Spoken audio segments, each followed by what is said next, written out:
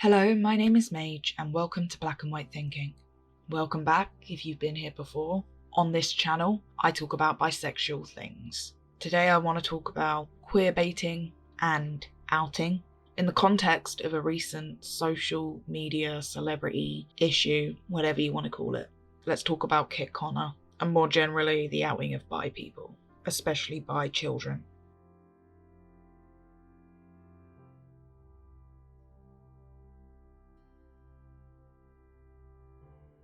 Let's start with some basic context around what triggered me to make this video. Earlier this year, a show aired on Netflix called Heartstopper. It's based on books, graphic novels of the same name, created by a queer artist, Alice Osman. Osman? I realise now that I've read their books and never actually worked out how to pronounce their name. Anyway, Heartstopper aired on Netflix, written by a queer person for queer children. It follows mostly queer teenagers as they navigate their teen years. The main characters are a gay boy named Charlie and his boyfriend, love interest, Nick, who is bisexual. Heartstopper was obviously super successful. Heartstopper was also successful in that way that can create a pretty toxic fandom. And kids loved it, teens went nuts for it, it was everywhere. And overnight, the teen stars of the show became incredibly famous, especially on social media platforms. As with any toxic fandom, especially one that revolves around two white guys with implied or explicit gay chemistry, as with any fandom like this, the two main actors, Kit Connor and Joe Locke, were kind of obsessively stalked all summer, and people within the fandom began to get really obsessed with them both. They're both pretty young. I think when Heartstopper was being filmed, they were around 16. They're about 18 now. And because they are playing queer characters, there has been an obsession, both within the fandom and within media spaces that are run by adults, which is kind of scary. There's been an obsession with trying to get either of them to discuss their own sexuality. Both of them have been like, please don't ask those questions, we're teenagers, it's none of your business and we are actors, which I think's a reasonable and well thought out response, and that has been very much ignored. I've discussed this on this channel before, this exact issue, in a few videos actually, but the one that is most relevant, I think, is probably my bisexuality and biphobia in pop music culture. There are a lot of Larry Stylinson vibes going on here, and whilst I have a mixed bag of opinions on Harry Styles on any given day, the obsession with forcing him out of the closet will irritate me to no end, because it's a specifically bi issue, as we can see it repeating here. So this obsession with getting them to come out, these two young boys who may or may not be gay just because they play gay characters, came to a head when Kit Connor was seen holding hands with a girl in public. Apparently this was the internet's business, and all over Twitter and Tumblr and anywhere else the gays gather, there was a lot of discussion over whether or not Kit Connor, one, had a right to play a queer character if he wasn't out as queer, and two, whether or not he was queerbaiting, because him and his cast members in the gay show had been quite vocal about gay rights over the summer. They had gone to Pride. If you can't tell by my tone, and I'm not going to assume you can, because that's not how words work, I find all of this to be incredibly frustrating. And we haven't even got to the worst part. So these discussions around Kit's queerness, potential or otherwise, made their way to him and affected him enough that he left Twitter. He also mentioned it in a few interviews about how he really didn't feel comfortable having these conversations. He came back to Twitter a few weeks later to announce that he is in fact bi, and he has very much felt like he was forced out by this situation, because he has been asked to justify his involvement in a queer show, and it has created excessive media hype that has essentially backed him into a corner. And this is a Pandora's box of bullshit. There are 6 different issues maybe here that need to be undressed, unpacked, unclothed before us. So whilst I agree that there needs to be a fairer playing field for queer actors, people don't really know this about me, but I never studied writing. I am a writer at heart, but I always also wanted to be an actor. Trust me when I say I know it's hard for queer actors. But yeah, one of the issues here is, should queer roles be played by queer people? And the answer is definitively no, they shouldn't. As I was just saying, there needs to be a fairer playing field for queer actors. More queer people need to play straight roles. More queer people need to be hired for generic roles. Hollywood is homophobic, nobody is surprised by that, but it's not solved by segregation, at least in my opinion. Second issue, you cannot queerbait in real life. Queerbaiting is a theory, a literary theory, it's a film theory. It's been bashed around a few academic spaces, but only for the last decade or so. It's not exactly a scientific reader. That's not how literary theories work. Literary theories can also not be applied to real people. You cannot queerbait in real life. I think the word people are looking for is pandering. Straight people have been pandering to queer audiences for decades, but queerbaiting is a separate thing. And even then, queerbaiting is not so easily definable anyway. What I would consider queerbaiting in fiction, someone else might not. However, emphatically, you cannot queerbait in real life. The issue of queerbaiting in real life has come up a few times. Again, when people clearly mean pandering. People pander to audiences. It doesn't matter what type of audience that is. Editing mage, play that clip of Bo Burnham. With a lot of modern country music, what is called stadium country music, the sort of Keith Urban brand of country music, is that it is not honest. It is the exact opposite of honest. Where instead of people actually telling their stories, you got a bunch of millionaire metrosexuals who've never done a hard day's work in their lives, but they figured out the words and the phrases they can use to pander to their audience, and they list the same words and phrases off sort of Mad Lib style in every song, raking in millions of dollars from actual working class people.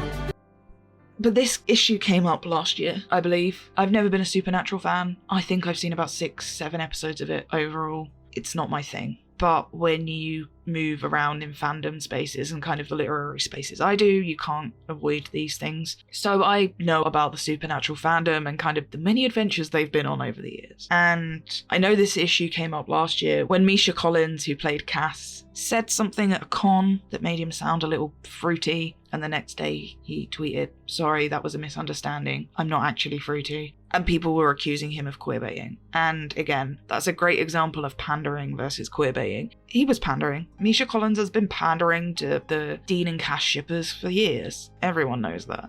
But queerbaiting, again, is a literary writing issue. It's not something that Misha Collins would even have control over. Let's just erase the concept, right? Queerbaiting in real life, not a thing.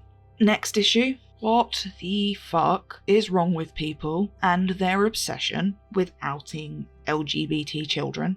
LGBT people generally, but God, people love trying to out queer children. I draw back to a lot of what I said in my pop music culture video. And it's this vicious cycle again. People bully bi kids don't want to say they're bi. Cycle, cycle, cycle, cycle. What's happened with Kit Connor reminds me a lot of what happened with Lauren Haregi, who was outed by Perez Hilton and her own fans, because the only reason that Perez Hilton found pictures of her Lauren Haregi kissing her girlfriend was because her fans found them and posted them first when she was about 18, 19. And it's just so gross, like disturbingly gross. She's not a child, but Rebel Wilson was outed this year, and I've heard piss all of people getting upset about it. Bi people are constantly outed, and it's never labelled as the hate crime that it is. And I want to talk about that for a moment. I don't think anyone should be outed. Outing anyone, regardless of whether they are trans or gay or lesbian or bi, is a vile concept, and you shouldn't do it.